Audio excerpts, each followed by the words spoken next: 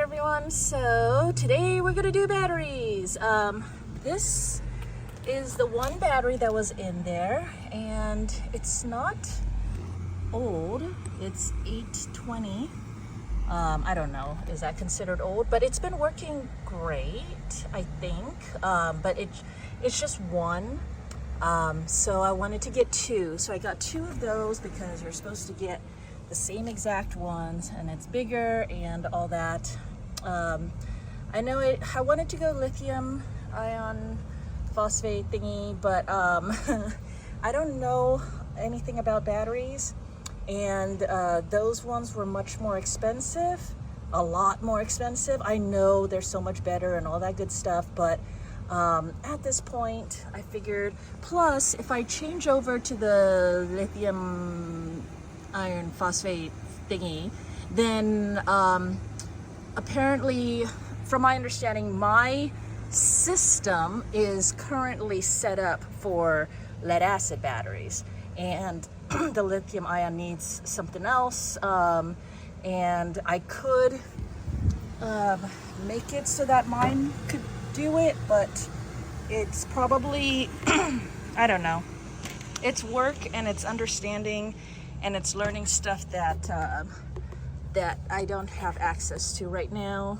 plus the money and all that. So just to be like all easy, I just got two of these, and they're both the same date. They actually I ordered them so that they would come in and they would both be exactly the same with the same date on them. So now to figure out how to hook them together without making things explode.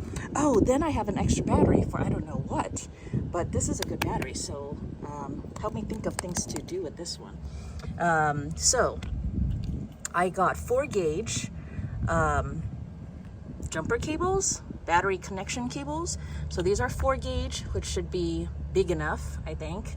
And then let's see, I put this one in. Oh, and by the way, I got these guys over here with my M10-4.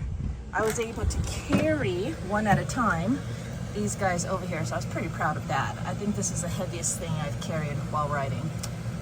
So I got, this is to the trailer, or coming from the trailer, so my negative to the negative on the trailer, and then the positive is longer. And for once, they actually used red wire for positive, which I'm kind of torn about, because I'm like, maybe you guys should be just consistent. If you're gonna use black for positive everywhere else on the RV, then maybe, but maybe because this is battery, so they decided to go back to traditional colors for this one thing.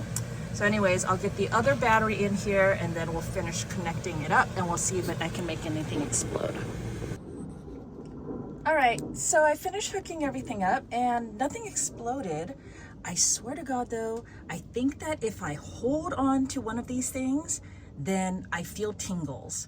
And it might just be in my imagination, but I swear I feel tingles and I feel cold, and then I like jerk my hand away because I'm like, super paranoid, but nothing happened that I know of. So I have from my trailer, my negative to my negative, and then the negative 4-gauge over to that negative. Then the trailer's positive is to this positive, and then this positive goes under, comes back out here to this positive. So positive to positive, negative to negative, and then one trailer negative here, one trailer positive here. So one from each battery, one to each battery, and that way they will drain together. Okay, so this is the one that I got. Did I show you already? And I realized that when I shove them inside, then I'm actually not able to do anything. Will it hurt it if it just drops? Oh God, look, it's so tight. It's like wedged. Oh my gosh. I am gonna break something, aren't I? Well, I have no choice but to shove it, right? All right, I'm going to shove with 2 hands and maybe a foot. Hold on, I'll be back. Cool, that worked. Got both of them shoved in there. It's very tight. It's I'm definitely using up all the space in my battery compartment. Put this thingy on and the wing nuts, so this is not gonna move anywhere. There's a little bit of space in there. This is the old block of wood that used to be in there so that the little one didn't move around, but I don't really need that anymore. But it's a good piece of wood, so I don't know, we'll just stick it over there. And then this is actually the stairs going in, so we just pull this down and do this funny little clip here. Oh my gosh, I just broke it. No, I didn't. Wait, I'm gonna try my right hand. My right hand is a lot smarter than my left hand. Right hand, please. I just said you were smarter. God damn it. Why is this not working? There we go. There. All right, it's on. It's in. I guess I should test it, right? All right, I'll go test it. Or maybe I won't be testing it because this thing says my battery is empty. Is it supposed to be coming with an empty battery? I thought they sell you these things fully charged, no? All right, let's figure out how to get these charged up. Anyways, that's it. Oh no, so never mind. There's a little button in there that I push and it says use battery or for one switch or store.